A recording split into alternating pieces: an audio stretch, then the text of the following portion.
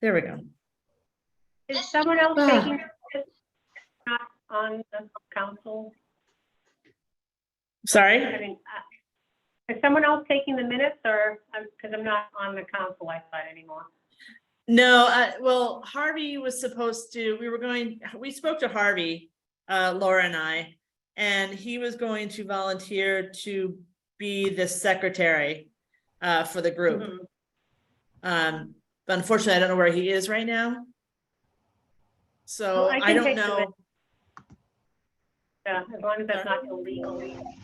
Oh, You don't actually, technically, I don't think you have to be, even if you'll supply them to him, but I don't think you have to be a member to be an officer, oddly. In a corporation, you wouldn't have to. I'd check our bylaws.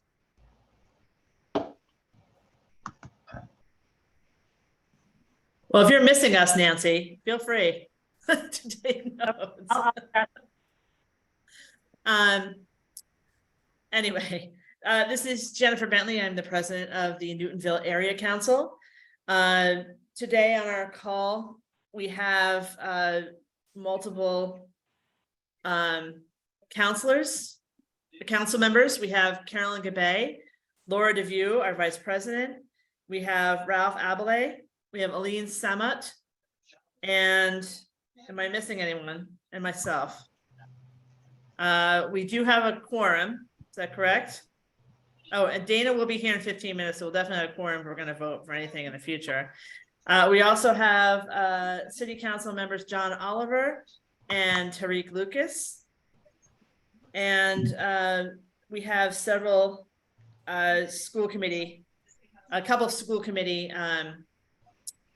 members as well. So welcome, everyone. The first item on our agenda was nominating a new secretary for the group. Like I said, Ralph Harvey had volunteered. I don't know if we can do that without him here or whether he needs to accept the nomination. Carolyn, do you know? I don't think so. I'm going to nominate him in absentia, and he can always decline. Okay. Well, I second that nomination. So I'd like to call a vote. Anyone in favor of Harvey taking the secretary position? Say aye. Aye. We definitely have 4. Ralph, are you a yes or a no? I'm a yes. Okay, so we Harvey have not 5. attending tonight? I'm sorry I was late. Is Harvey not Sorry? attending? I Harvey's think he's supposed to. He's just not here yet. So I Okay. don't know whether he got stuck at work or in traffic or something. But like I said, we did talk to him about this beforehand, so this won't be a surprise when he comes back. He's on board with that. So it looks like we have the votes that he will now be our new secretary. So we'll have to congratulate him when we see him again. He also volunteered to help with the takeover for Tim, who's no longer with us, on the website. So we have set him up with Joe Mulvey, the IT department, and he's getting instruction on how to do that. Like I said, right now, I'm locked out of it. So hopefully they can get that reversed and get him in, and we can make the change. So the second thing on our agenda is that we have a special guest with us today. We have Mike Zilles, or Zilles. I don't know how to pronounce your name. Oh, you're muted. Zilles. Zilles, okay, thank you. From the Newton Teachers Association. It's, as some of you with kids, or maybe all of you know, at this point, the teacher's contract is coming to an end. They're starting to renegotiate, or they've been in negotiations. It feels like this just happened because I know last time it took so long for it to get to the contract they have now. So it's almost surprising that it's coming up again.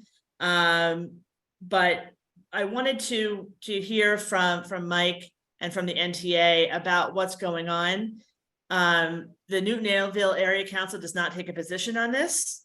We are not involved, but just for informational purposes, I felt like it was important. I've seen memos and letters coming from both the mayor and from the school committee. But I had not heard it from the NTA point of view. So I thought I'd have you guys come in, Mike, and talk. I did send an email to the school council to if they had any objections and to attend if they had anything that they wanted to say afterwards. I did not hear back, but I do know that the Ward 3 school committee member is here. So An Ping Shen, so perhaps he might want to offer a rebuttal after the presentation, but like I said, we're completely neutral. I don't want this to turn into a fight. I just want to know as much as I can about what's going on, because it will affect most of us who have kids. And even though if we don't have kids, it will affect us well. So Mike, I'm going to turn it over to you. I think Rajiv is here too, isn't he? Yeah. Who? Rajiv? Jennifer. Oh, I'm sorry. I didn't see you. No, so my apologies. Just I think you had emailed Tamika, and she is currently in Australia, Okay. which is why you didn't hear back. But we did get the email forwarded, so Anping and I are here. We may have some comments to make. Absolutely nothing that I would think of as a rebuttal. But we have a good relationship with Mike. Definitely, I think a great idea that you've invited him to speak and to hear the NTA's position, and we can answer questions or provide more information from the school committee perspective after that. Thank you. Okay, so Mike, it's all you. I don't know if you have a presentation or you need to share the screen. No, I don't need to share the screen. Okay. So Great. just a little historical background. This is the 4th contract that I've negotiated on behalf of the Newton Teachers Association. I began my job in 2010. Before that, I was an English and world languages teacher at Newton North for 14 years. So I've been doing this for 13 years, and I taught for 14 years in the Newton Public Schools. And I have 4 children that went through the Newton Public Schools, and I live in Newton.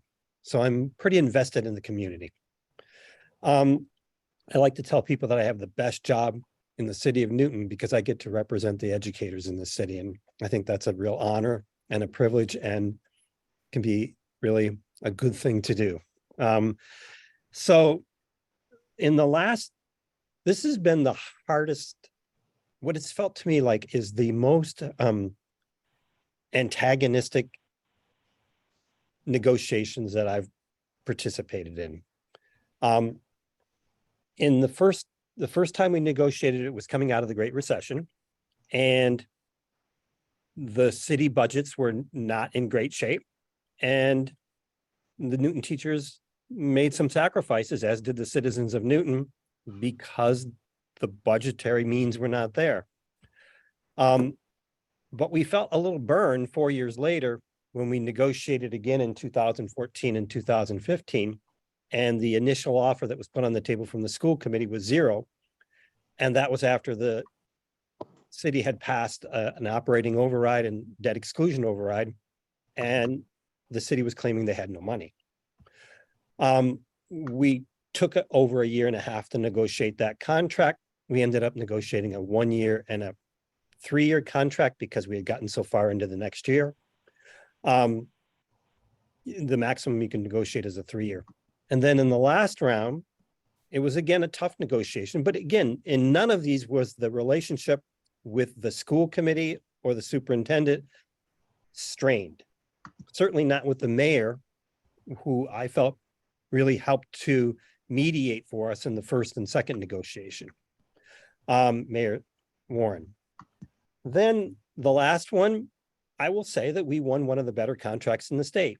If you just want to look at it in terms of cost of living adjustment, we won pretty close to 3% a year for our members, and we really worked and were able to improve starting salaries for paraprofessionals.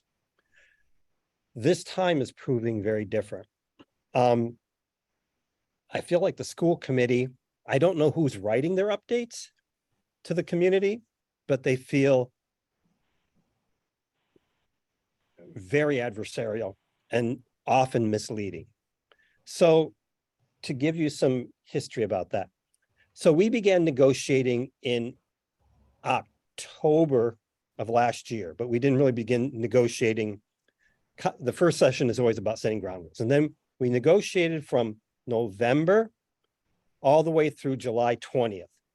We did not talk about money in terms of the school committee did not propose a proposal in front of us about our cost of living adjustments, and we didn't negotiate any of their proposals or our proposals that had financial implications, because we didn't know what was going to happen. The school committee did not know what was going to happen with their budget because we were awaiting the outcome of the override vote. So the first time the school committee put a proposal about cost of living adjustments on the table was in April, mid-April.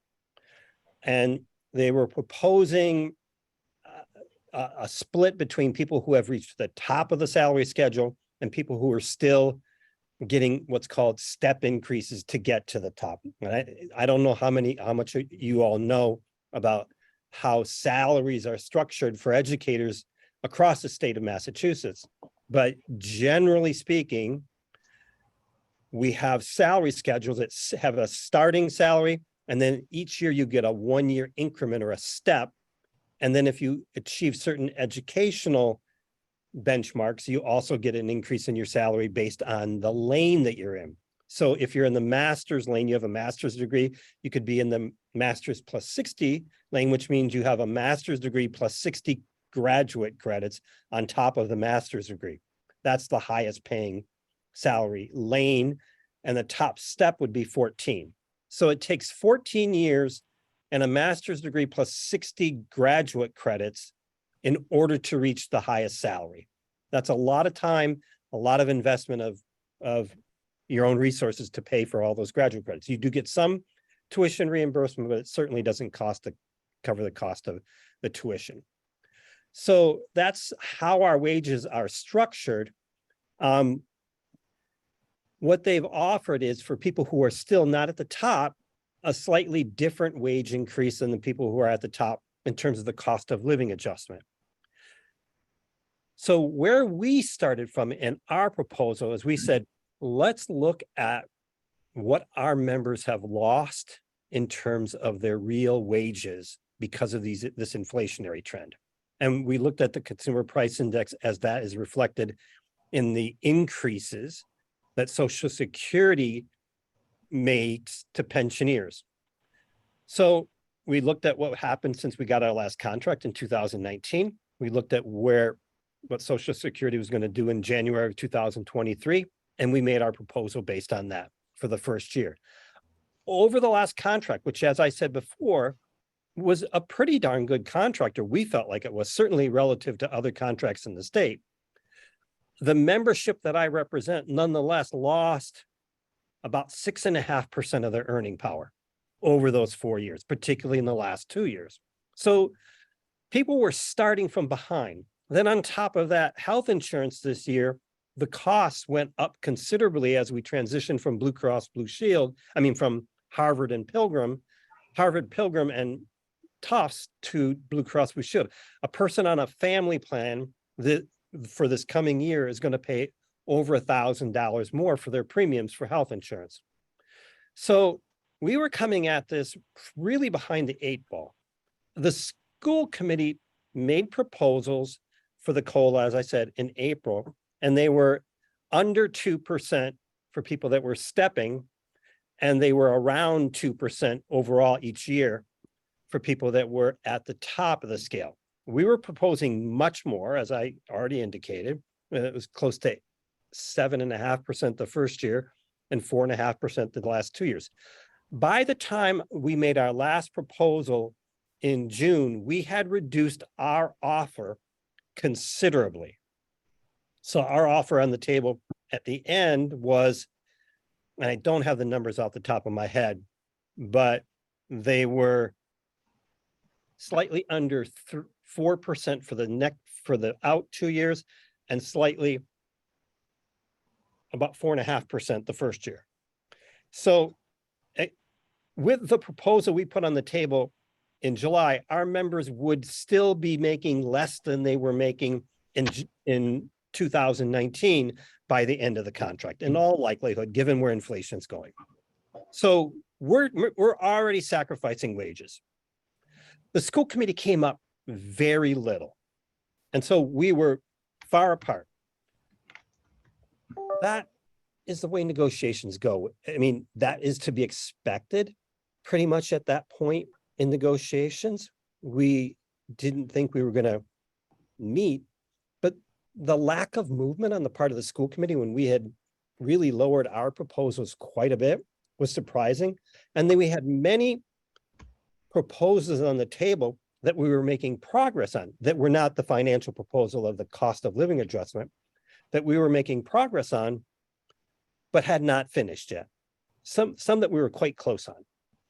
And then at the end of the session, the second time we negotiated in July, we negotiated for about 4 hours that day, and the school committee came back after we'd given them another proposal, and they said to us they thought that we were at impasse and that we could join them, and they were going to petition for with the Department of Labor Relations to declare impasse and say we need a mediator. We said the mediators you get from the Department of Labor Relations generally are not very good. We don't agree that we're at impasse, but we do agree that a mediator could help.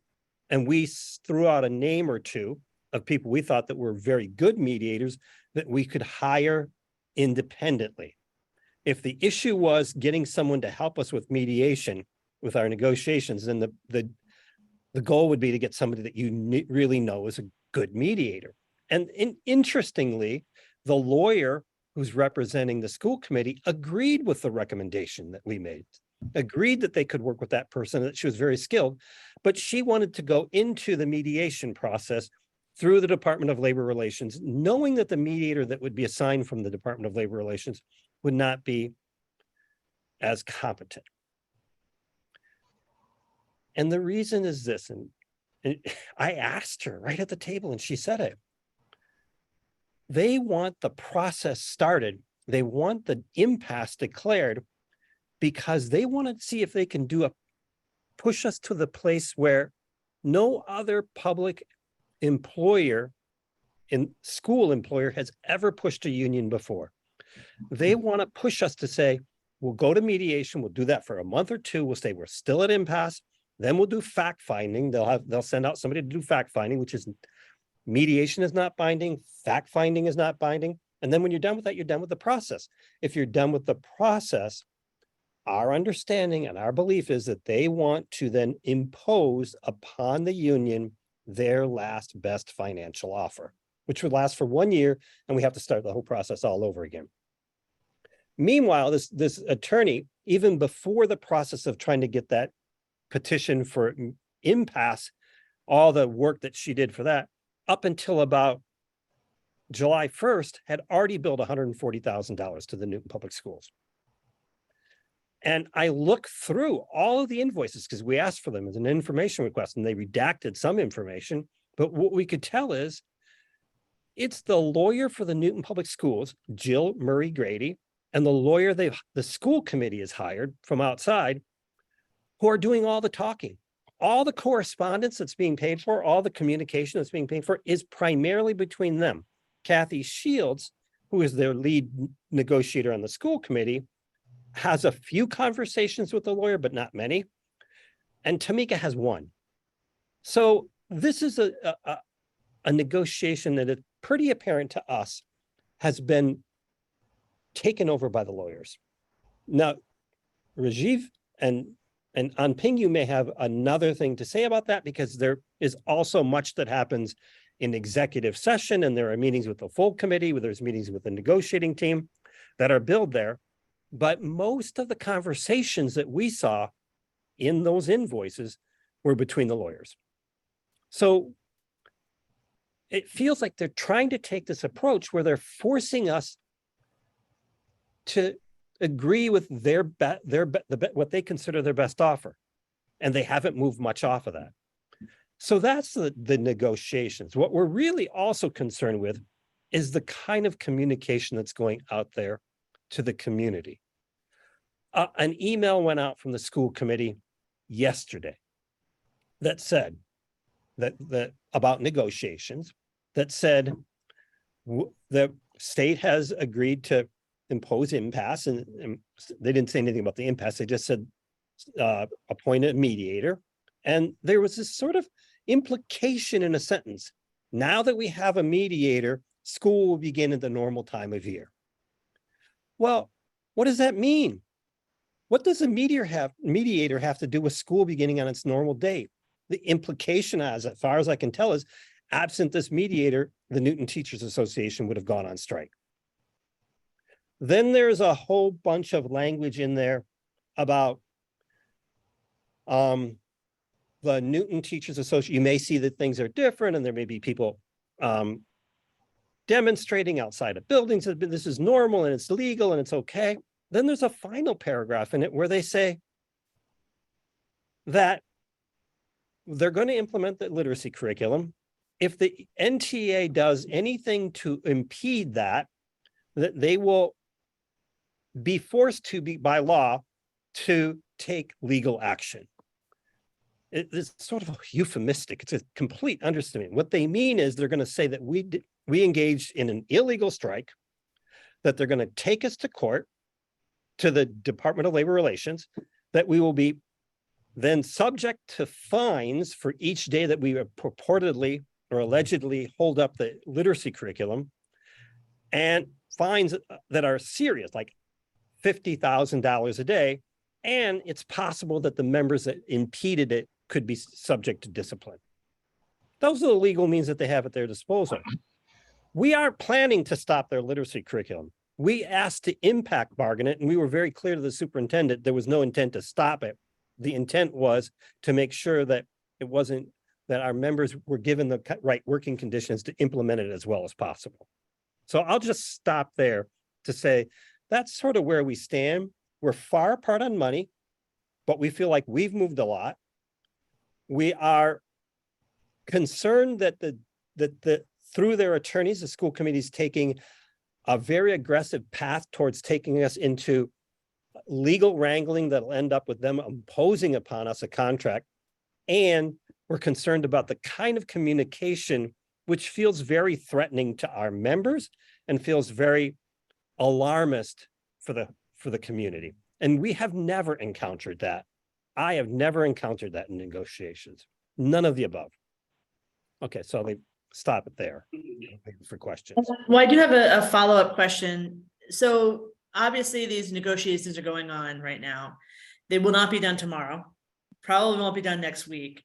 I assume we're going to be going for a couple of weeks to a month to hopefully not a year, but a while. What does this mean for the kids? Because there are some actions I think that will be taken by the teachers. And I just wanted to kind of understand what those were. So we have been trying to implement the same kind of actions we did last year. I mean, in our last contract in 2019. What we try to do is we do silent meetings and we don't do voluntary activities that for the most part don't impact students. So if you're being asked to participate in a committee after school or do bus duty voluntarily, or a particular leadership type committee during the day, we're asking people not to volunteer for that. And we're asking people to be silent during large staff meetings where you're not collaborating with your colleagues on looking at student scores or developing curriculum, that sort of thing. They have made very clear that they consider that a work stoppage, and they will try to, and they will go to the Department of Labor Relations and file a complaint against us for doing that. So we can't do the same kind of actions. We tried to do actions that really focus on slowing the district's ability to push forward initiatives and making clear to the district how much the district depends on our voluntary contributions for its success.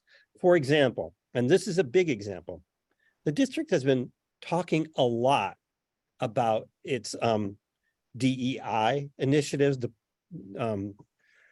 diversity, equity, and inclusion. And I will tell you that 95% of the work that gets done is done by teachers. There is a DEI department. There are principals. There are some people that have taken leadership roles, but 90% of it, 95% of it is voluntary. In all of the buildings, all of the trainings are done by teachers who have been trained by other teachers generally. And that this is the way it's been done for the last 30 years in Newton when we have many of our initiatives. So we see the value in these initiatives, but at some point that the district has to realize we can't do all of this out of a labor of love. We also have our own children to care for, our own families to care for. Anyway, that's the answer to that question. Thank you for that. I have read and I've talked to teachers and I've kind of got an understanding of it, but I just wanted to kind of hear it from you and just make sure everyone else was aware. We do have I had a principal say to me, but at the end of the last campaign, off the record, and I won't name the principal, that she thought our strategy in the last campaign was brilliant because we never lost the support of the parents and we didn't harm the children. We made sure that our actions were directed at the administration and not at the community. Well, we appreciate that as parents. I know we have a couple of questions, but before we do, I just wanted to see if anyone from the school council, Rajiv or Ping, if you had any comments to make after learning or hearing what Mike had to say, just to make it a fair exchange of information. If you don't, that's okay. We can go on to questions. Yeah, please. I think people have been waiting with questions, so let's go ahead with that, and I can respond afterwards. Okay. Janet, just do you want to quickly, unmute? You have let a me question? add, I appreciate this opportunity to hear from Mike and all other participants here. And but I don't think I'm in a position to make any specific comments. But I agree with one thing: we have to think our students in our mind. And just very quickly, a question before I forget: have you guys extended the invite to the school committee leadership or to a school lawyer? I did not send it to the school lawyer. I sent it to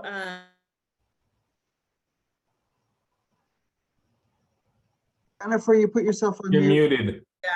I did submit an email to the school committee members all separately for you to attend and speak. I did not talk to the lawyer. I didn't know who was involved in that. And then I also sent it out to PTO members if they had anyone or could forward to anyone else who might have questions to submit. So I tried to hit you guys. It just, Okay. with Tamika being in Australia, I think that's what she said. Yeah. It was, you know, obviously that's a total time difference thing, but I do appreciate you two being here from Ward 2 and, or sorry, Ward 3 and Ward 1. Okay, So you're in our catchment and you are our student representatives. thanks. Thank you. Janet, do you have a question?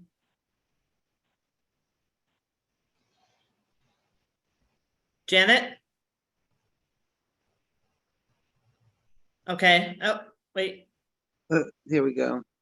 There we go. I'm turning off the video because I'm in a dark room and you won't see me anyway. So, but you should be able to hear me. So 2 questions. One is that as am I correct that as soon as this went into mediation, that meant that you, Mr. Zilles, are no longer involved in the negotiation? It's being done strictly between the attorneys.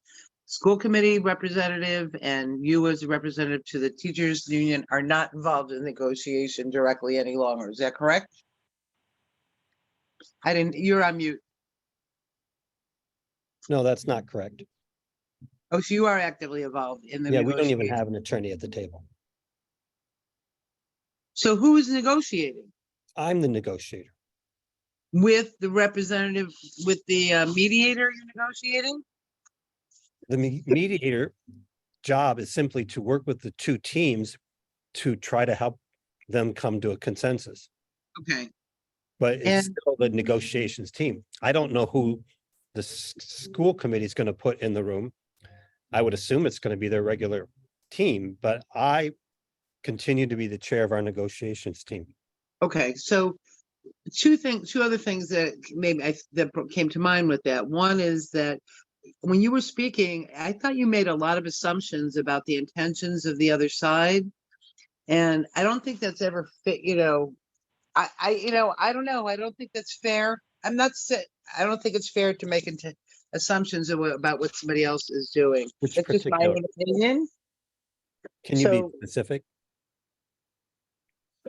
What their intention is in negotiating to shut down, to go to a 1-year temporal agreement and have to go into another contract. I mean, you made an assumption like that, and I didn't actually. that's what I heard. Maybe No, I I've heard that at listened the to a different table. meeting. I heard that at the table. I asked specifically and was given that answer. Right, but that's not how you presented it to us. Oh, Okay. I'm sorry. The other Yeah, I heard question is, I said, Oh. I questioned their attorney, and their attorney was very frank with us about the importance of the process of that the issue was not just to get a mediator, but to be in this process that the Department of Labor Relations has established for declaring impasse. okay. She was clear about that.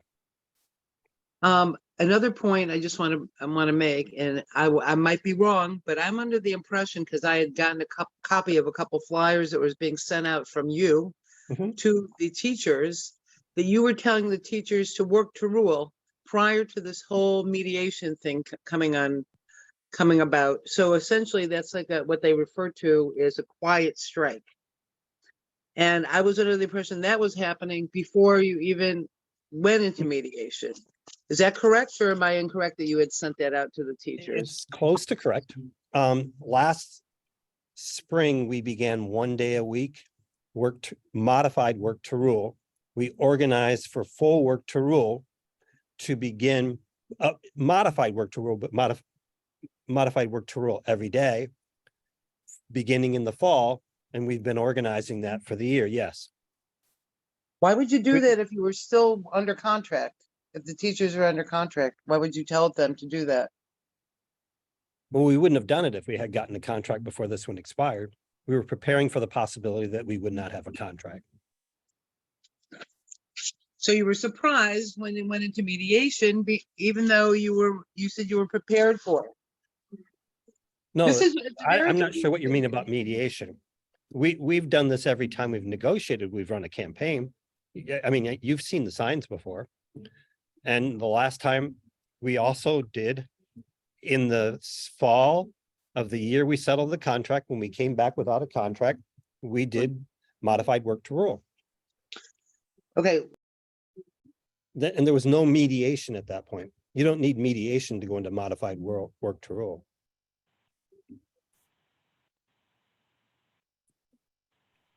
Jennifer, you're on mute.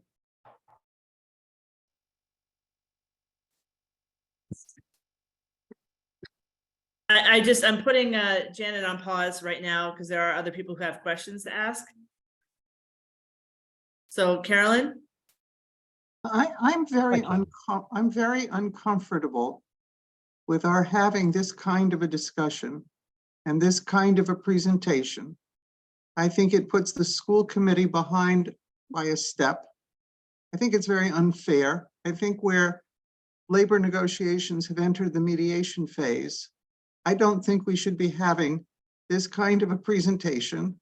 There are plenty of comments that Mr. I'm not going to Zilles. pronounce your Zilles, I'm sorry. Mr. Zilles has made that characterize the school committee's positions and techniques and tactics and their lawyers in unfortunate lights. And, you know, there's plenty, I've looked on the NTA website. There's plenty in there where you, Mr. Zilles? Zilles? I'm so sorry about your name. I apologize. Where, you know, you're saying things, and I'm quoting to your members saying, as I think you've heard from, I think you have all seen my previous 4 emails.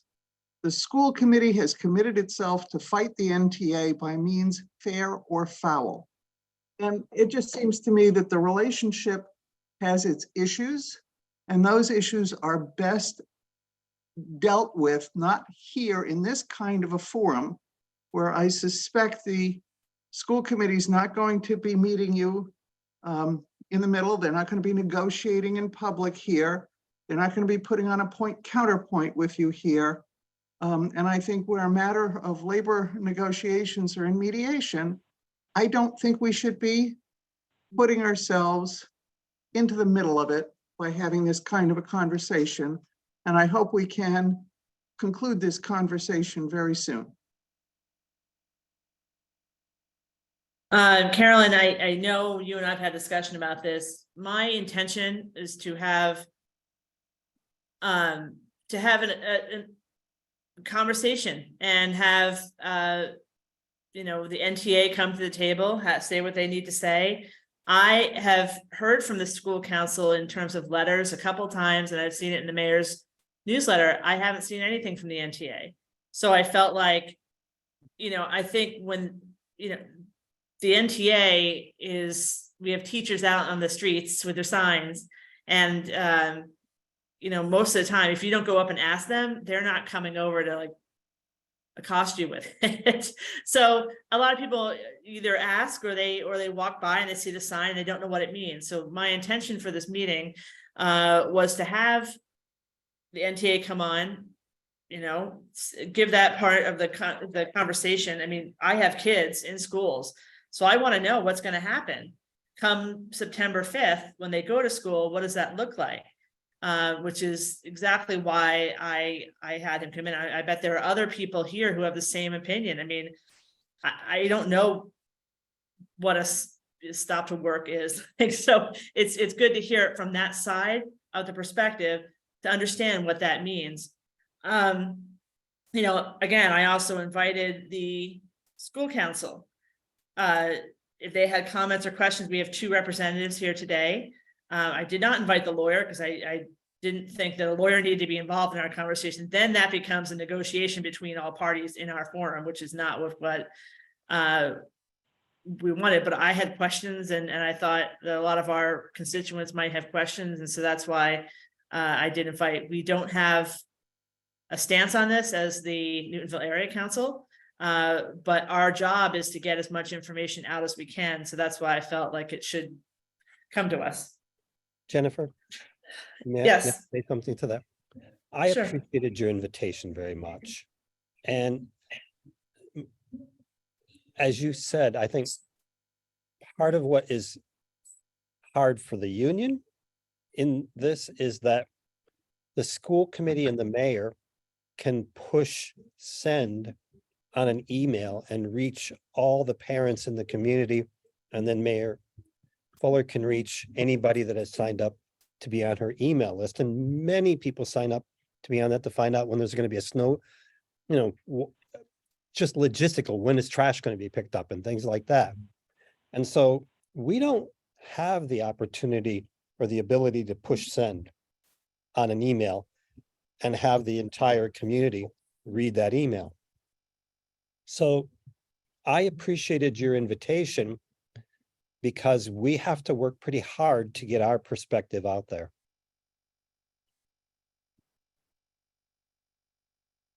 Thank you. Laura, you have a question or comment? Thank you, Mr. Zilles. I appreciate you being there. And I appreciate the school committee members here as well. I am an educator. I have worked in higher education for over 30 years. I prepare people to go into education. That's what I do. So this is an important conversation, not only that, but also because I have a child at Newton North, and she has had an incredibly positive education throughout her time in the Newton Public Schools. My grandfather, my grandmother, and my mother were all public school teachers. So this is coming from a absolute direction of bias when it comes to a support of public schools. Okay, that being said, this is also anytime you are involved, and I have been myself involved in any kind of labor negotiation, it is difficult. It is very difficult. It is uncomfortable. You hear things about people who you care about and who you have come to respect, and you say, this is gross. I don't like it. All right. And one of the things that has been beneficial about this conversation, and I absolutely understand the challenge that the teachers have as far as getting out communication, is that one of the things that I have been extraordinarily with is the communication from the school committee. And I would like the two school committee members to please bring this back to their colleagues. When you lead the news saying that there may be a work stoppage or some such issue, and you should all make sure that you are planning to have your child in school up until the last possible day, because we may lose dates because of this, that is a heightened level of communication that is not necessarily going to help the matter. My last point here is that there's also a couple of people who are not only continuing in their elected roles, but there are people here who are seeking elected roles in the city. An observation that I continue to have is that our elected officials are losing trust from the community. This conversation is a lack of trust in two important entities: our teachers and our children, that need to be supported within the community. Our role here as part of our elected position within our tiny little space within the Newtonville Area Council is this: we want to hear from people so we understand where the ick factor is coming from, so we can have conversations with people who are supposed to be leading us through things. So I appreciate this conversation. I appreciate this conversation, even though it's difficult and even though it's something that some people don't need to worry about on a day-to-day basis. So I appreciate that, but I also appreciate people who don't agree with me. And I appreciate the fact that we can have civil conversations around this, but I implore everyone at the negotiating table to stop letting the lawyers write the letters and let people who are doing the work get out there in front of people so we know what's going on. That's my comment. Thank you.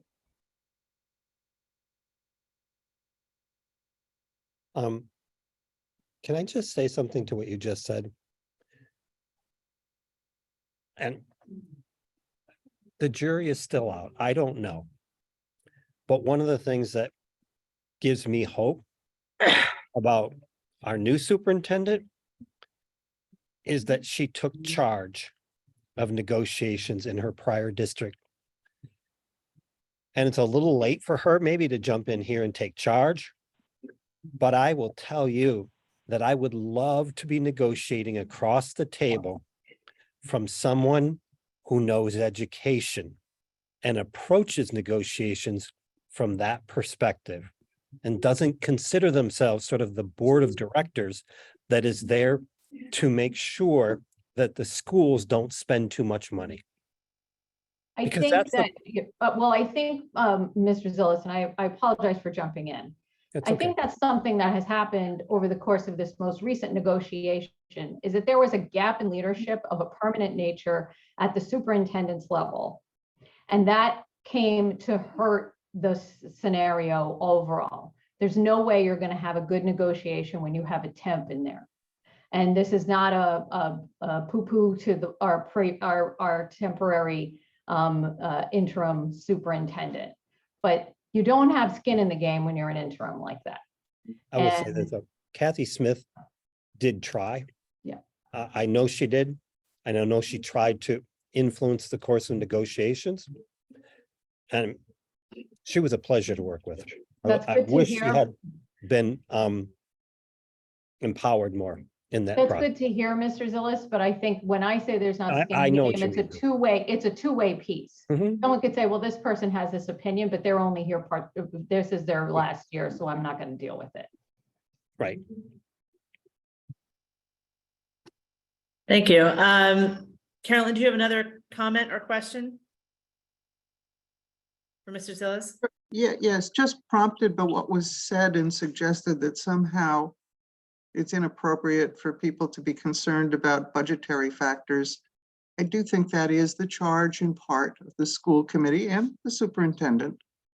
As I recall it, the last contract was one which was negotiated in a way that I think satisfied the NTA pretty well. I think you just said, you thought it was a good contract. It also created a structural deficit for the city that was never overcome. The general override was not passed because the city reacted to a number of expenditures by the mayor, which that contract, I think, contributed to.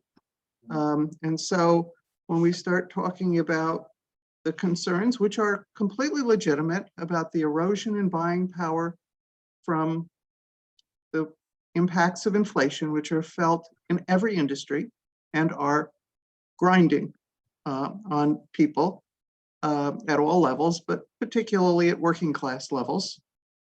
But there's also a consideration of whether, I don't know, the COLA you were talking about, whether that figure, I don't know whether it is or isn't compatible with the rate of increase that the tax base will have, particularly as the commercial tax base is being eroded. So I think that there's more to be said in favor of the school committee and its awareness of the budgetary constraints of the city than just to dismiss it. So that's my comment. So I hope that you didn't take my words to say I dismiss it. I said what I would like to negotiate is with someone that has an understanding of more than, or considers their charge to be broader than that. Because we have many proposals that we've put on the table that don't even have financial implications. But to negotiate them requires an understanding of the educational parameters of that proposal. But to your point about our contract last time causing a structural deficit, I do need to address that. We did a handshake with the mayor at the end of the negotiation. She came to the last session of negotiation. She does not normally participate. And we signed a contract that gave people on the top of the scale 12.75% raises over 4 years. Inflation went up pretty close to 20% over those 4 years. And people that were on the salary steps that hadn't reached the top yet got about 12.25%. I'm sorry, 11.25%. So those were not extravagant numbers. What has happened is the mayor has convinced the school committee, or maybe she hasn't, I don't know whether she's convinced them or not, but the allocation that goes to the schools is significantly less than the increase in revenue that the city realizes every year. So year over year, the city's revenues just from property tax, not total revenues, are going up between 4 and 4.25% without an override because of new development. But the schools' allocation of resources only goes up 3.5%. So there is a 3/4%, nearly 3/4% gap between what the city receives in new revenue, increase in revenues every year, and what they allocate to the schools. That's creating the structural deficit, not a contract that is fair and reasonable and doesn't even address the full cost to our membership of inflation. We're not asking for the moon, but a cost of living adjustment should be a cost of living adjustment. Well, I'm not going to be so presumptuous as to negotiate with you here. Yeah, I'm just saying. It's not my role you at did say all, and something. that's why I don't like this kind of conversation, because that seems to be what we're doing. Because points could be made also about what percentage of the city's budget overall the schools are receiving, whether you're getting the 3% up or not. It's still about 50% of the $500 million the city gets every year, and that's a high percentage. See, what we're doing here, Michael, if I can call you by your first name, and you're welcome You to call may, me sure. by my first name, is what we're doing here is, I don't think, very constructive. I'm speaking to you about details that are part of your negotiations, and you have a mediator and a school committee.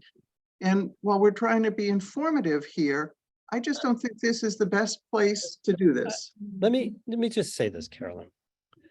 There are a lot of things that are communicated to the public.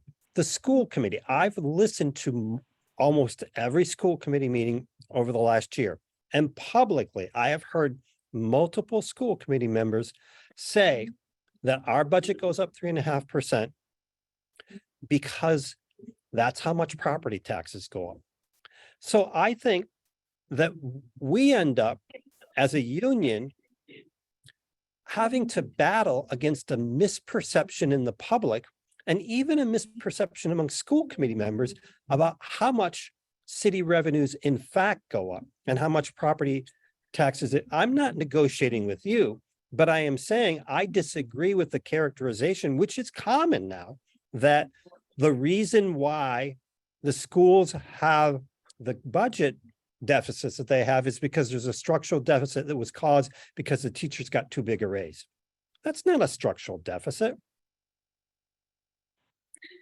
Rajiv? Sorry.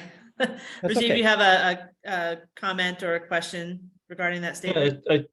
I'd just like to say a couple of things, and I do, like, I appreciate the Newtonville Area Council inviting Mike to this forum. I think it's good. It's good for citizens to hear directly from him. Not everyone, well, if the Newton Teachers Association also maintains a fairly detailed website where you can look up additional information and posts from Mike and so on. So the information is there, but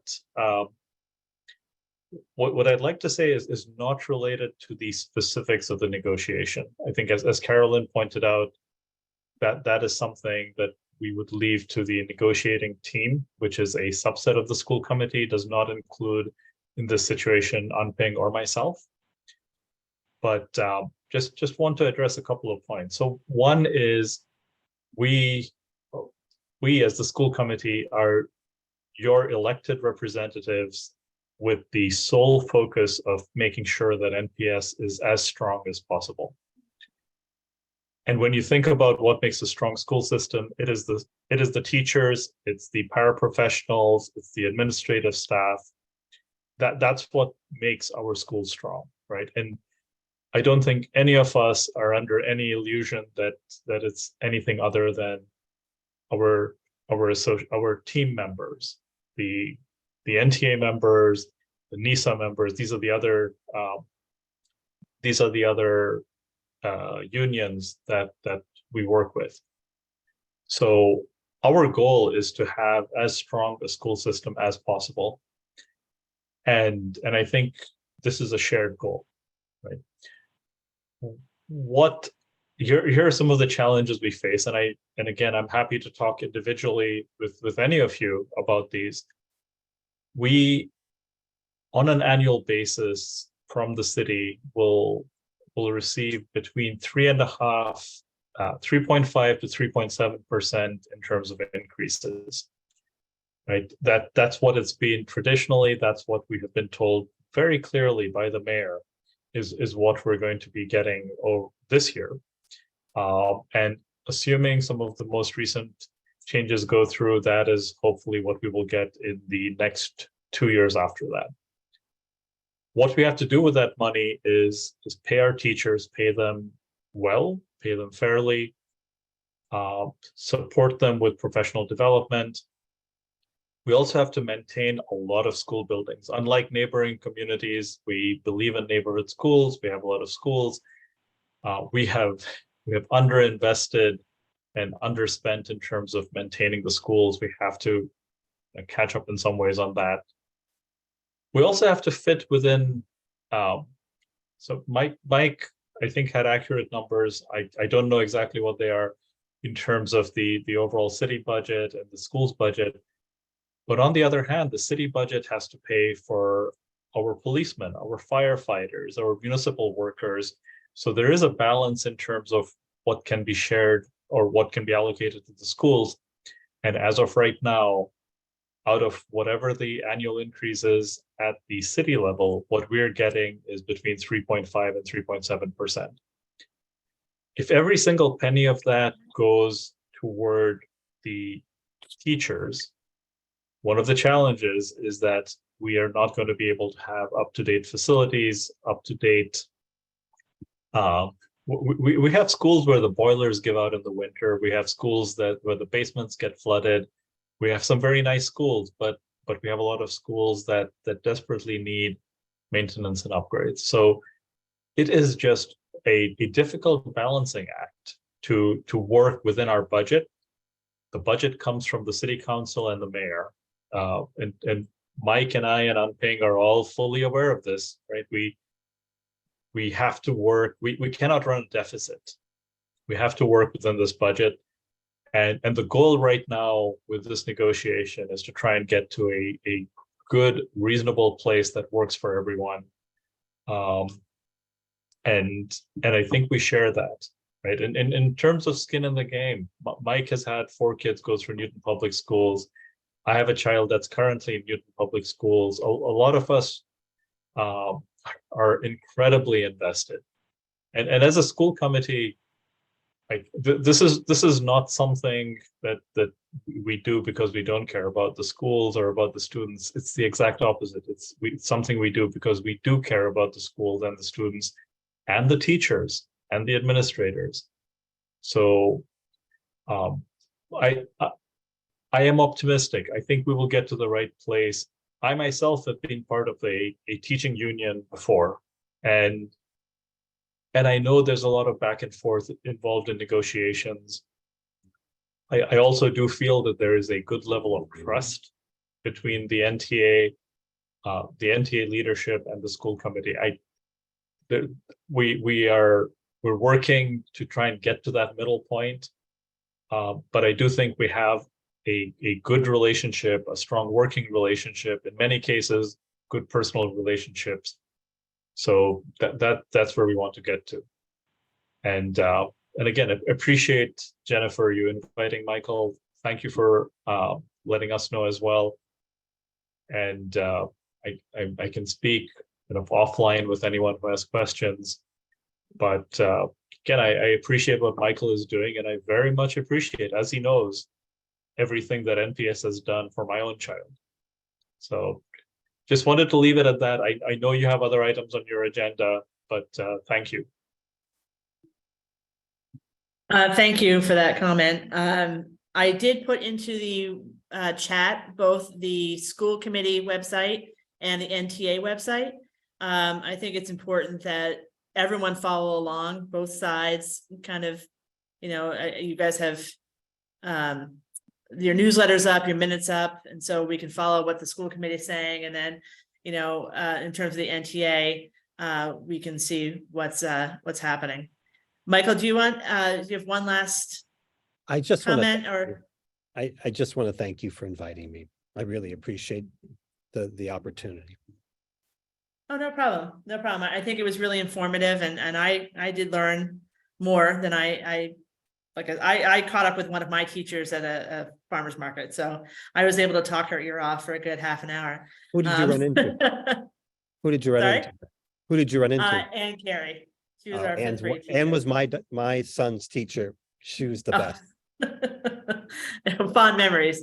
But we'll still be in the school system for quite some time. And so I'm hoping that everything goes well. I wish luck to the school committee. I wish luck to the NTA. I hope the teachers can get what they need.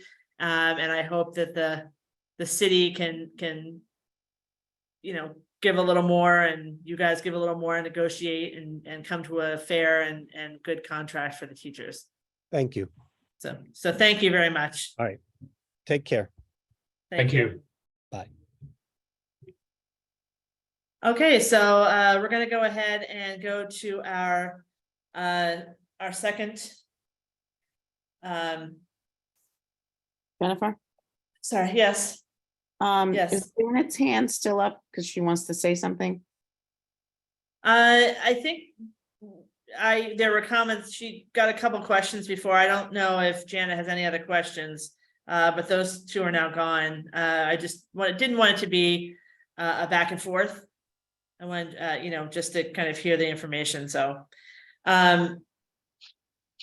Anyway, so we have our third item, sorry, which is the Village Center zoning request that Peter Harrington had come to us at a meeting, I think 2 meetings ago, and asked for some time to talk to us about the MBTA and the Village Center zoning and had a request. So I'm giving him some time in our meeting.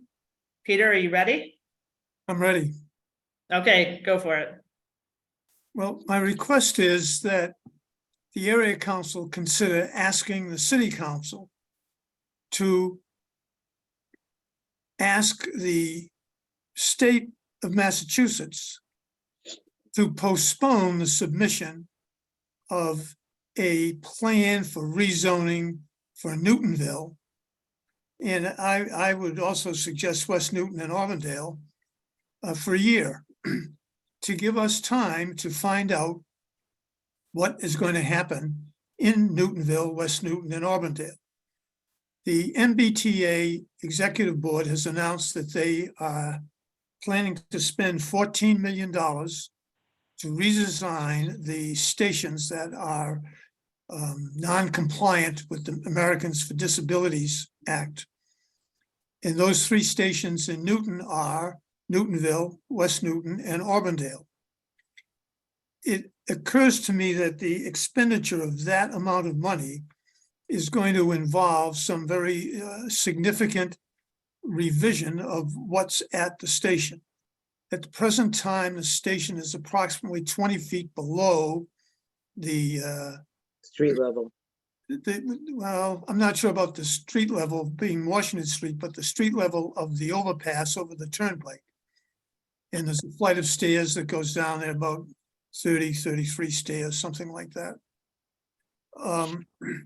There's a question as to whether or not they're going to put in elevators or they're going to put in a ramp. There's a question of where they're going to have drop-off parking. There are a lot of questions involved about how the station is going to be oriented. And one of the concerns I have is that we don't want to build buildings that are going to not be compatible with this transit opportunity, assuming that it is a transit opportunity and not just another blunder by the MBTA. So I think it's important that we delay rushing into doing a rezone of Newtonville until we get more information about what the significant part of Newtonville and what everyone talks about transit-oriented development, how this is going to impact it.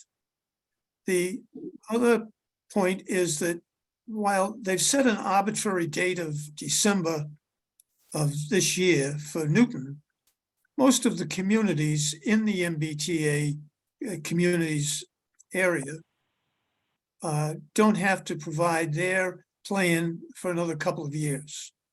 So I'm not sure why they've got the cities, that they want the cities to provide plans right away, but the towns and everybody else can delay. It seems to me that we have a clashing of zoning issues. And we have our own zoning redesign, which we've been working on for 11 years. We have the new MBTA Communities Act that I don't know whether they've been working on it. Sometimes they say they are, and sometimes they say they're not. But that's been in effect for about a year or so, or people have been aware of it for about a year or so. We see changing in some of the requirements in that just this week, they've announced that they're going to allow retail on the first floor of these apartments that they want built. And that means that the significant number of new units that Newtonville has already added to the mix. And again, that may have some impact on how this new station is oriented. So, and finally, I think that as an area council, elected area council, that you also should have been given an opportunity to have some input on what's going to happen in Newtonville. And I don't know that you've been called or asked to submit anything to the city. I know they've asked all other interested groups. They've got architects and developers and the planning department and various other organizations, but have they asked the area council what the area council recommends or has any questions about? And I think they should take the time to do that. I don't hold out great hope that it would pass or that they would accept it. But I think it's important to ask, because I think it's one of the considerations that everyone wonders, is it going to work? The whole concept of this housing business is to provide housing to accommodate workers who are going to work in Boston. And they don't have any confidence that the MBTA system is going to work. And a lot of people don't have any confidence that the commuter rail is going to work.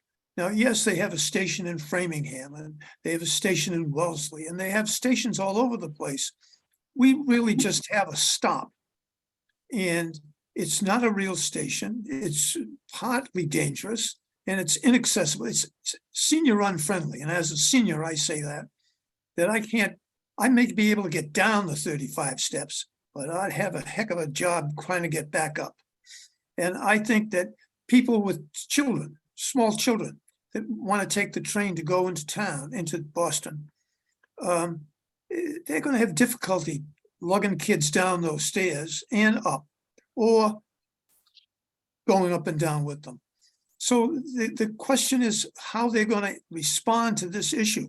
And it's in the whole 3 stations in Newton. There's this big drop. The stations are right under the Turnpike overpass. They're right beside the Turnpike. 2 trains can't pass each other. Are they going to try and widen it? What are they going to do? And all of this, to me, is very basic to how we rezone Newtonville and how we reshape what our village is going to be. So that's the reason I wanted to speak about this. I think that, you know, we've heard that the Attorney General, various people have said that if we don't do what they want, they're going to take away the money. Well, the money, the MBTA community's budget says the money has been authorized. And President Trump is being charged criminal charges for throwing his weight around, trying to get people to do things that he wanted them to do and influence the decision of other elected officials. And if he's being charged criminally for that, I think that the state officials come very close to being put under the same microscope as to whether or not they're using their office. I mean, I've never heard of such a thing as people telling elected officials that if they don't vote for a certain law, they're going to be prosecuted. It's unconstitutional, in my humble opinion, which I'm not a constitutional lawyer, so you can throw my opinion out the window, but it's still my opinion. And I think that it's very important for the future of Newtonville to make sure that what happens at these train stations is beneficial to the village and not just a ruse to allow developers to build more housing and for people who are not going to use the commuter rail. So that's my question. That's my rant. I do have a question, perhaps for Counselor Lucas or Counselor Oliver, if he's still on. Is the city council said anything about the MBTA rule or how it's fitting in with the village overlay? Has that come up at all in council meetings? So that is a fairly recent announcement about, you mean the 25%? Is that what you mean? I just mean about it in general. I mean, what's going on in city council? How is that being, how is the MBTA's things being discussed? Or are mean you the even train discussing it yet? stations or the law? The law and zoning and how it's interacting with our zoning. Well, we are And then in, also the stations, and I mean, I know that's been going on for quite some time. And it's not fixed yet, so.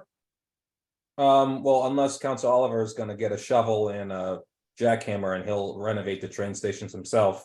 It's gonna be a long time before those get fully repaired, but we are going through the text and map amendments in the Village Center overlay district, which is also the MBTA compliance. We did that on Monday and the prior week as well, and it's going to continue on the 7th, I believe, of September. So we are still working on complying with the law and the Village Center zoning. And there was a recent announcement from the state that we can count housing units above first floor commercial. We can use 25% of that 8,330 number, which we all know so much about, up to 25% to be counted towards that number. Although we have not received any advice from the planning department or law department just yet. They have not produced a memo, so they are still working on it behind the scenes, and they will update us and the public when they have finished their analysis.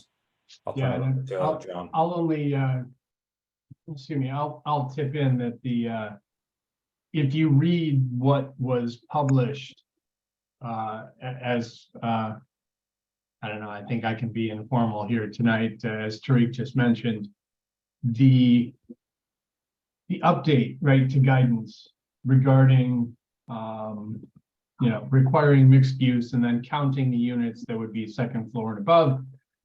If you read that, it's confusing.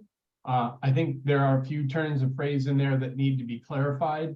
I would imagine that's going to take a little while for the city to gain some clarity from the state as to exactly how that is to be interpreted.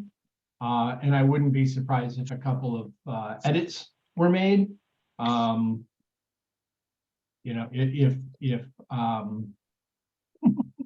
If Pam were here, she could go chapter and verse, but I've read it several times now. I'm like, all right, I don't get what that means. I don't understand this phrase. And those two things seem to contradict each other. So help me figure that out. But I'm not sure if that's exactly what you were driving at there, John. Was that part of it? I guess I'm, as Peter has alluded to, it feels like we're going after both the MBTA compliance and Village Center zoning at the same time, which until they started saying that in the MBTA compliance, you could have retail on the first floor. Before it was completely contradictory because we wanted to have retail on the first floor to vibrate our cities. And then they didn't want retail on the first floor because that was against what they were looking for. So I felt like those were counterintuitive. I'm hoping that with this new, stores on the first floor kind of idea from the MBTA, that becomes closer. But I think to Peter's point, it's like we're zoning for one and we're zoning for another, and it's like an overlay over an overlay over an overlay. And so And then Okay. we also have the fact that the village center overlay is just an overlay, right? Which can be ignored or done. So then how does that fit in with the MBTA's? Like, it's really confusing to doing both at the same Well, time, yeah. and I don't It- understand. It is a complexity that, it took me a while to kind of wrap my head around the difference in the numbers and the chart that I put out there early last week kind of started to tease apart the two numbers, right? Like MBTA, non-MBTA, or VCOD numbers. And it's, I think everybody here is probably aware, right? If you're following the issue, it's not just, compliance with MBTA communities is not just about 8,330 units. It's in a certain land area that has certain specifications around it.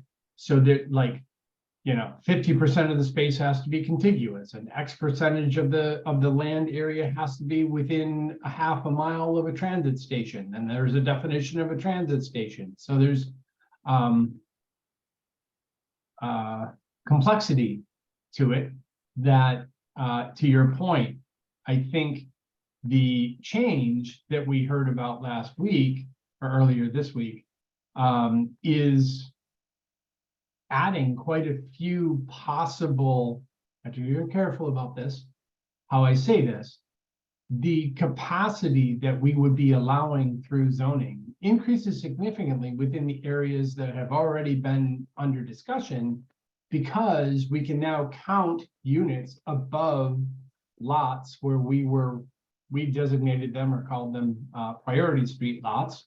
So that's changing the equation. What we don't know yet is exactly how. Like, Tariq mentioned 25% of those units can count towards our 8330. That's great. What does that do to the size, shape of the maps? There are a lot of, it opens up a lot of additional options, I think is fair to say. If I could just clarify something and follow up on what John said. The problem we have in Newtonville is that there are 4 potential access points to the station. One is Walnut Street, one is Harvard, one is Washington, and the other is Bowers Street. Now, where the entrance to that station is going to have some impact. If it's on Harvard Street, then that changes the quarter-mile radius circle. If it's on Walnut Street, it changes somewhat the quarter-mile radius, or is it a quarter mile or half mile, John? Half. The half-mile radius circle. The distance between Walnut Street and Harvard Street is 0.15 mile, it's a significant distance. Yep. So the design of what's going on, what they're going to do is an important thing, not important to the zoning people, not important to the planning department, but it's important to Newtonville. It's important to the people who are going to live near the access. There are so many problems with the recreation of this station and what they're going to do that we really need more information before we run off zoning one place and then finding out all the people are going to be over someplace else. At least that's the basis behind my request. It's not that anything other than the fact that what's going to be built, if it's going to be built well and it's going to be a good job, it's going to have a significant impact on our community, and we should know what that impact is before we just start putting down the places where we're going to build the various buildings or build a housing. So that's my point. Sorry to take up so much time. Thank you, Peter. Robert, you've had your hand up. Do you have a comment or question? Yeah, no, I want to, dovetail into Peter's request and observations that, I'm only speaking for myself here, but as a member of the Newton Highlands Area Council, I'm sure we can express the same concerns that, well, we've been expressing the same concerns about this whole, this whole scheme from the very beginning, that this is not, Peter's talking about doing actual planning. And that's certainly not at all what the MBTA Communities Act is about. And a reflection of that is in Newton is that that's not what our planning department and its zoning and planning committee is about either. It's been sort of a game, kind of a board game of how to do this thing that the planning, the MBTA is asking for. Now, as an architect, typically if I'm, let's say the city is sort of a client of the state in this situation. And when the client changes the program that you're designing to, you typically go to the client and say, okay, that's fine. We can do what you asked for, but we need either a series of clarifications when we don't understand what you're asking for, and we need more time to do this, to do our job well for you. And that would be a very reasonable, rational request for the city. And, if we have to do it to say to the city, this needs to be done in this way, we need more time, we need more thought, we need more diligence to make this work for our community. They should respect that. I mean, I don't know how they couldn't.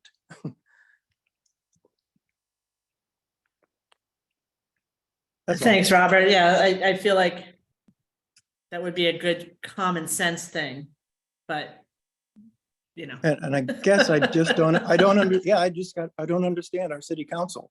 Who do they think they're serving? I don't know. Okay. Sorry, I wish I could answer that. Yeah. Thank you, Robert. Mary Lee, do you have a question or comment? Yeah, I guess some comments, and I raised my hand quite a few points ago, and so now there's so many other things popping around in my brain to respond to, but I'll just share a couple of them. And I think it went a little bit to your point, Jennifer, because it seems like there is a lot of conflation between what we are required to do under the MBTA Communities Act and what that is has changed in the last week. So people are still trying to figure out what that is. But it's kind of agreed that it is required at the end of the day. On the other hand, what do we choose to do under the village center overlay districts? Because that's totally a choice. To Peter's point, and I think it was a good one, and I think it was more specifically related to the MBTA communities, we could appeal to ask for some more time to really fully understand how, where it would make the most sense to impact MBTA communities.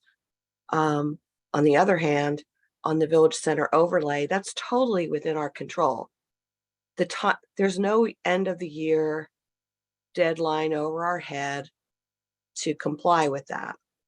And so I just urge us as we think about this to make sure we don't fall into the trap of conflating those two very different things.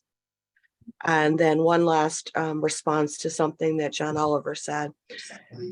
So it was, when I first heard about this new guidance from the MBTA communities, I thought, oh, okay, this could be good, because if we can count units over retail, then we need a lot fewer than we're proposing to have.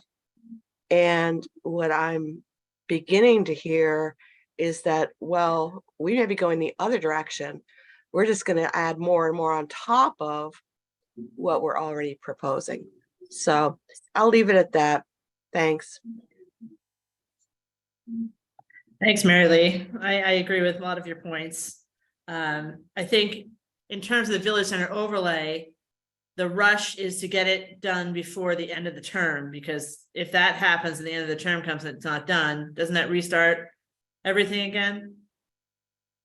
Well- Maybe not. I don't know. Well, We've been doing I this think, so long. I it's think just- people would rather, I think a lot of our elected city councilors would prefer to vote in a lame duck on this than really stand up and take a vote before that. And I just want to kind of make sure that I didn't misspeak or mislead, or because I heard something there from Mary Lee at the end of her comments. I don't think that we city council have really started to push and pull what. I mean, you know, the 20, I think it's something like 2,300 units, additional units theoretically that could be possibly created here. You know, above retail, right, on those lots, so designated. It has the ability, certainly, Mary Lee, to increase the total number of units if we Yes. did nothing else. Yes, However, it also has the ability, right, to kind of allow us to say, oh, well, then we don't need VC3 here, or here, and we can still make, you know, very easily the 8330. So that's still in front of us in terms of a conversation. I just want Thanks, to make John. sure that that's clear. I No. don't want you to get the take away the wrong thing. no, thanks, John, and that's great, and I'm glad to hear that, and that encourages me that there are people that will have that conversation. Oh, yeah. Okay, Definitely. thank you. And Councilor Lucas, you have your hand up? I do. I raised my hand after Peter Harrington spoke, and I have someone who I have great respect for. Although we are of different generations, I don't know how one could access the Newtonville train station from Bower Street when you have to cross 6 lanes of traffic on the Mass Pike, unless you envision the state planning like this big footbridge to go from Bower Street down to the Newtonville train station, which is great, which would be great. I'm sure Mr. Sanders, who owns a property there on Bower Street, would greatly appreciate that. I just don't know if that's in the cards. I haven't seen anything. But also what he said was a half mile from the train station from Harvard Street or Walnut Street. I asked that question previously in a city council meeting, and I believe it was either city staff or someone from the state said it's the location from where it is on our GIS map, which is, I think, the center of the platform. So it's right in the middle. So it doesn't favor one side or the other. Just want to throw that out there. I see he has challenged my statement on the Bower Street entrance. But so what you're saying is, they're taking it from the center of the platform, right? So then, but when they're doing the maps, they're obviously favoring the Walnut Street side. I don't think so. In terms of development, like there's no VC3s over by Harvard Street. Yeah. And I apologize if anyone's on Harvard, because I don't, I would not want to put VC3s on your street. I think you're right, Jennifer. I was just looking at the map there for a minute. It does seem to be, you know, further west than center between Walnut and Harvard. But that's just how it looks on the map. I don't know. Frankly, I didn't grab my calipers and look, but I think No, that's okay. I don't expect that kind of dedication. You do enough for us, but thank you. Tariq, do you have anything else? Or you just hand still up? I would love to hear Mr. Harrington's approach to the train station from Bower Street. Am I up? Yes. You're good. I think the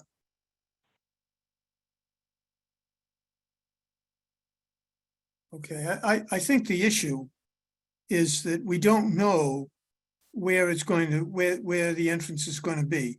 That if you're going to spend $14 million for 3 stations, that's what $4.5 million in architectural fees for each station.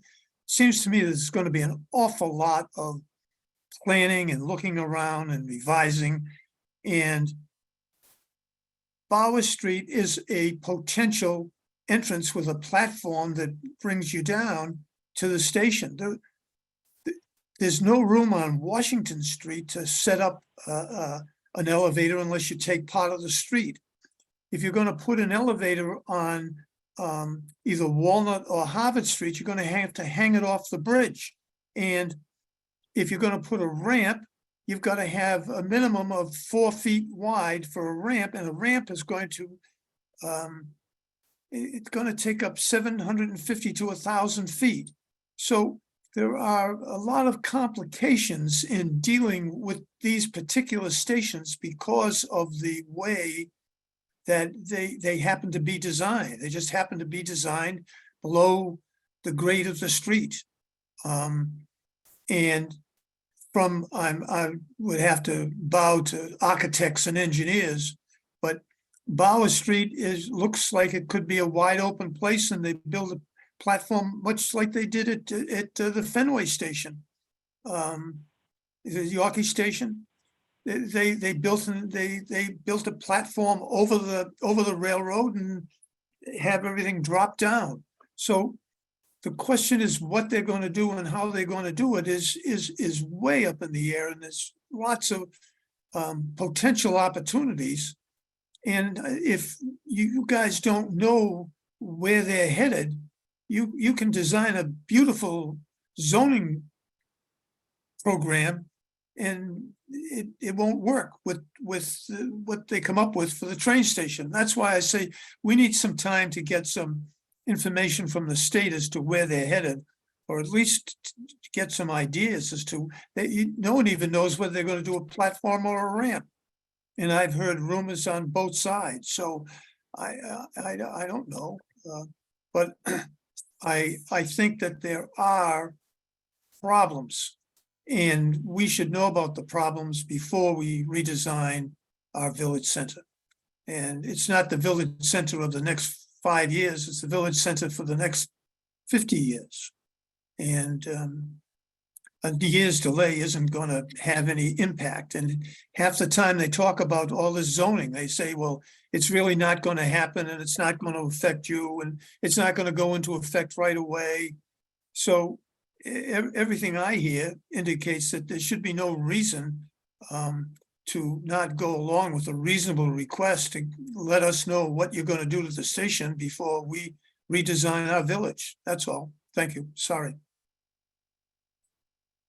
Thanks, Peter. Carolyn, you have a comment? Yeah, I don't know who can answer this. I don't think anybody, but I've always been curious where our train stations, commuter rail stations, do not comply with ADA, how it is that they can be left to sit out of compliance with the law, and how it is that on top of that, the state can now threaten to withhold the money necessary to bring it into compliance with the ADA, and why some person or organization who represents the disabled haven't sued them. Just an observation. I don't understand it. The reason is that when they bring it up, the administration says, oh, they're pre-existing non-conforming, and they don't have to do anything, and then everyone shuts up because that's what the people at the top say. Do you believe that to be legally accurate? I do not. I don't believe the MBTA law is legally accurate or constitutional. And yeah, but leaving that aside, it was my admittedly pedestrian, pardon the pun, understanding that if something doesn't meet ADA, it's required to come into compliance with ADA. No one's pushed it. Why? I don't know. But I know in Newton, if you do things that the administration or the past few administrations don't like, you are no longer in your job. So that might have some influence over why people haven't pushed for it. Well, thank you, Peter. I think the action item that you were asking us to take is to have us ask the city council to pause on which one, the MBTA or the village zoning? Just want to make sure I'm clear.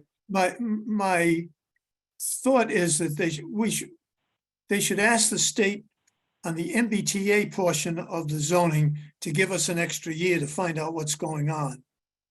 And if you want to, can ask them just to pause on doing Newtonville until we get an answer back from the state as to whether they'll give us a year and whether they'll let us find out what's going on before we redraw all our lines. Does anyone on the council have any comments about that request? Anyone? It won't be granted, but that doesn't mean it isn't worth making. No. I mean, we can make that request, I think. Does anyone, I guess we put that to a vote, right, Carolyn? So moved. Okay, so I would like to put that to a vote. Carolyn seconds. Does anyone have any, I guess, anyone comments about that? Anyone in favor of having us? Any opposed? Okay, so we have 5, 6, 4, and 1 against. Is that right? 1, 2, 3, 4, 5, 5, 4, and 1 against. Could I just ask Laura why you oppose it? You may have a point that would sway us. My rationale is that at this point, one of the things that we've been doing, going back and forth, is that, where there is not a chance that they're able to tell us exactly where the access point's going to be for any of these MBTA improvements that are going to happen across the state. And I agree. Like, I'm a transit advocate. I have that in my sidecar, so to speak. And at this point, we need to start to look at where the deficiencies are so that we can make the best plans moving forward. And no one is going to be 100% happy with anything that is put on the table. I remember 20 some odd years ago when the MTA in New York made all of their commuter stations ADA compliant. Maybe it was 30 years ago now. I'm 56 years old. I don't remember what yesterday's date is half the time. But that being said, they, my hometown, Katona, New York, look it up. It's a tiny little, it's not even a town, it's a hamlet. We don't even qualify for township. Okay. And they said, there's no way this is going to work in this town. And guess what? It did. And they brought in the right architects and they brought in the right folks. And now it's completely ADA compliant. Okay. And it got done. And what happened in Katona looks different than what happened in Chappaqua, than what happened in Mount Kisco, et cetera. But it was all about, all about making these stations ADA compliant. And right now, we are in a situation where, we should be pushing for our transit to be the best and saying, what can we do to make it the best? And I keep hearing stop, stop, stop, stop, stop. And so I'm kind of tired of stopping. I'd like to, at some point in the next 5 years, be able to take a train from Newtonville to Boston anytime I want to get into the city, but it ain't going to happen right now. And we need to make sure that we're moving in that direction. And and when it comes to ADA, one of my senior theses in college was with Howard Zinn, where we actually made sure that all of that Boston University in 1989 met ADA compliant, it met what wasn't even in existence yet in terms of compliance to make sure students with wheelchairs could get up and down campus. So this is stuff that I care about. but I really care about, like, I feel like we need to, say, all right, we got to get behind this, but we want to be to the point that was made earlier. It would be really nice if someone asked us our opinion.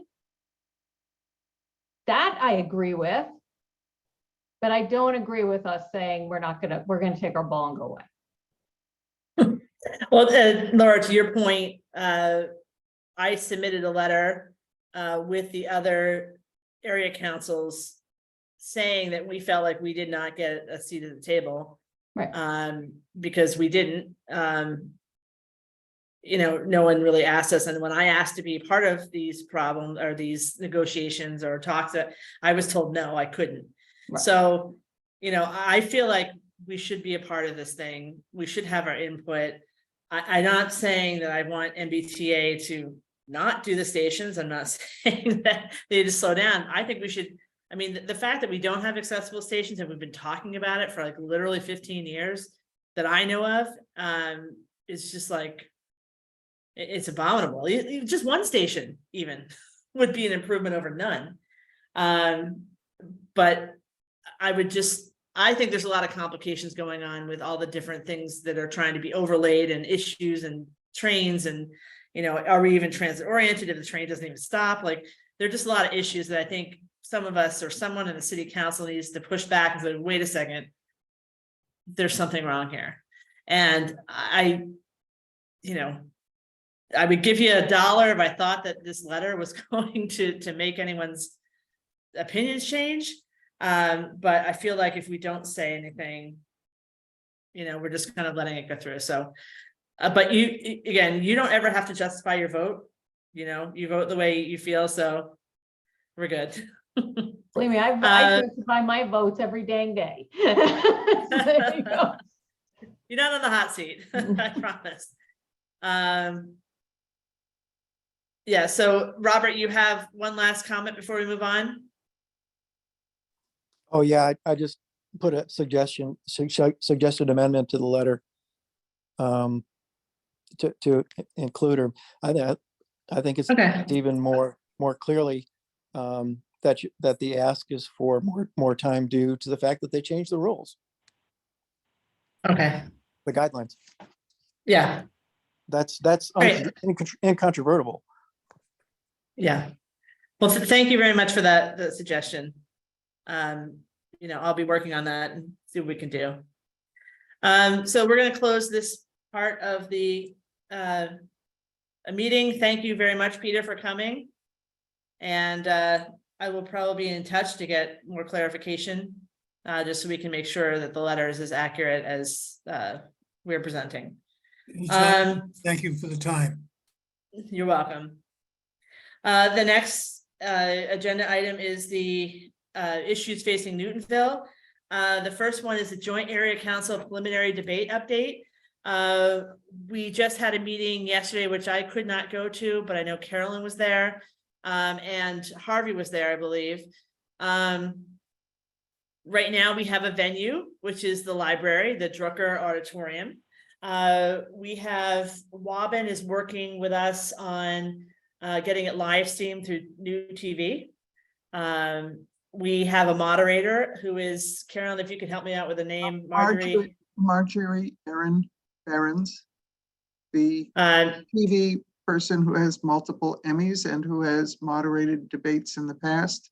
And just a coda to what you said, Chris Pitts has confirmed that it will be live streamed by New TV. All right. We are in the process of gathering questions. Carolyn is working on that spreadsheet, asking as many people as we can to get questions in.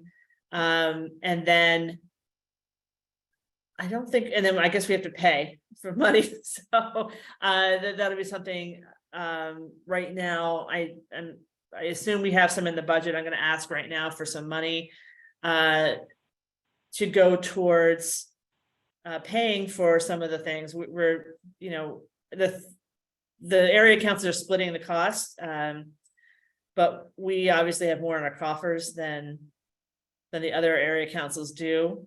So we need to kind of give up some money to get this thing going, but I think it's a really important thing that we do this. This is also kind of a test run for the area debates that are coming up in November. We have not picked a date for that yet. These debates are going on the 5th of September. Everyone should be, thank you, Harvey. He just put it in the chat. But everyone should be back. School starts that day. It'll be a very busy day, I'm sure, for everyone that has kids. But we should all be back from the Cape and from all of our vacation adventures. So I would like to ask Dana if we have enough money. We're looking for about $500 at this point.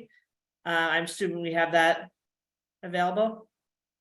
Okay, I'd like to make a motion to secure $500 for the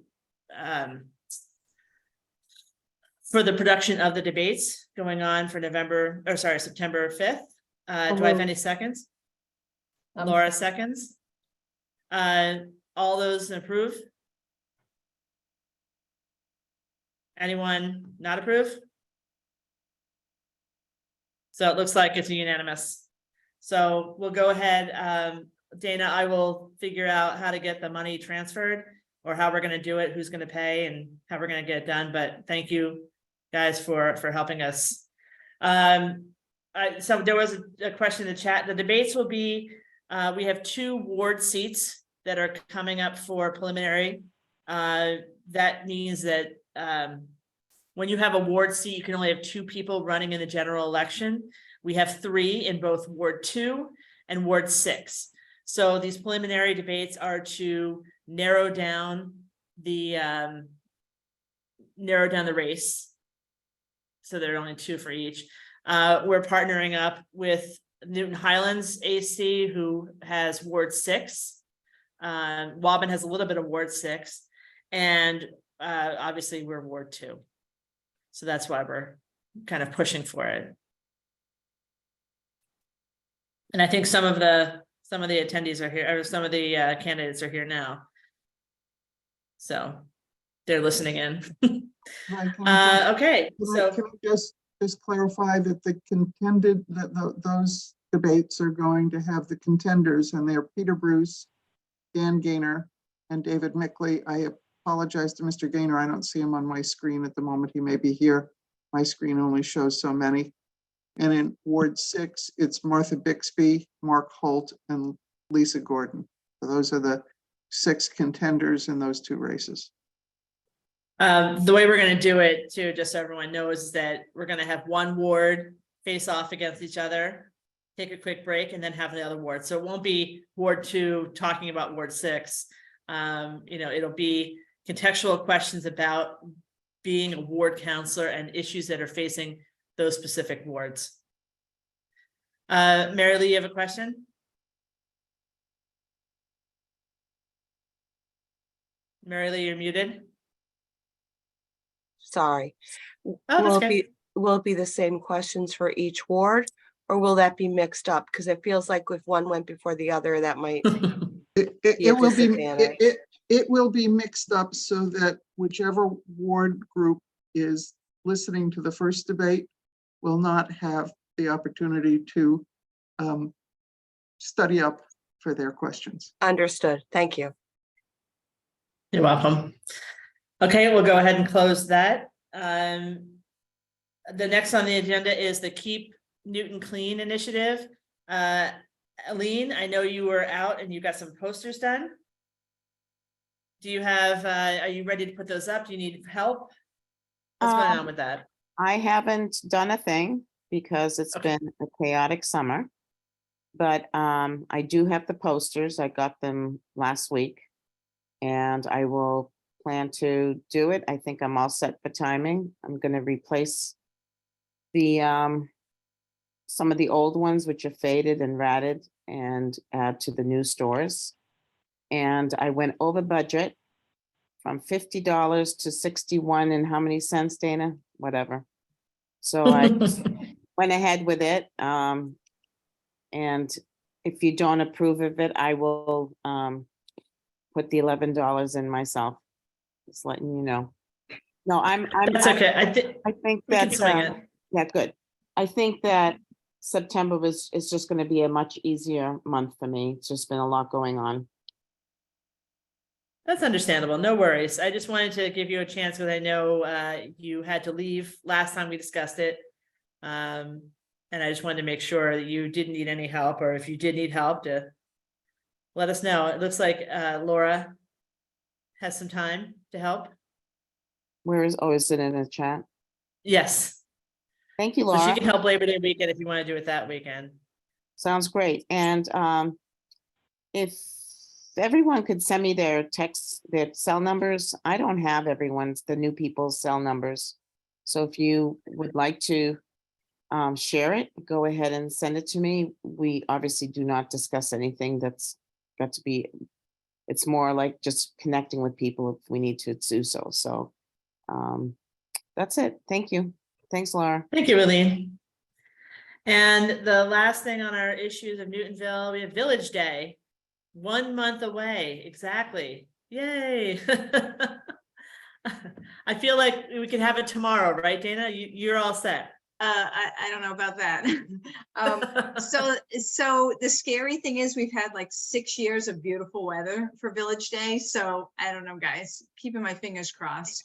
But yeah, but besides that, we're in good shape. We've got a lot of help and people seem to be getting excited. So we're good. Great. And so I know all the booths sold out. You have a waiting list, right? Yeah. Did you ever decide to go up at the other street, or are you gonna just keep it? Yeah, we're going up a little bit. So we have to work with the police and the road closures and everything, and it's kind of a bigger deal to extend it out. So we have about room for 85 now, which is 5 more than we've had in the past. So yeah, I think, and we still have a waiting list. So I don't know. Great. We'll have to figure something out next year. Yeah. Well, good job. Good Yeah. job. My last question is, in terms of power, the senior center, I assume, I mean, it's still there now.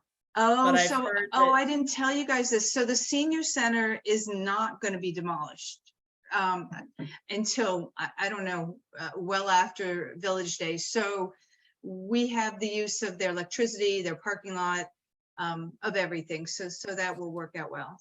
Yeah. Oh, great. That's so much more helpful than having Yeah.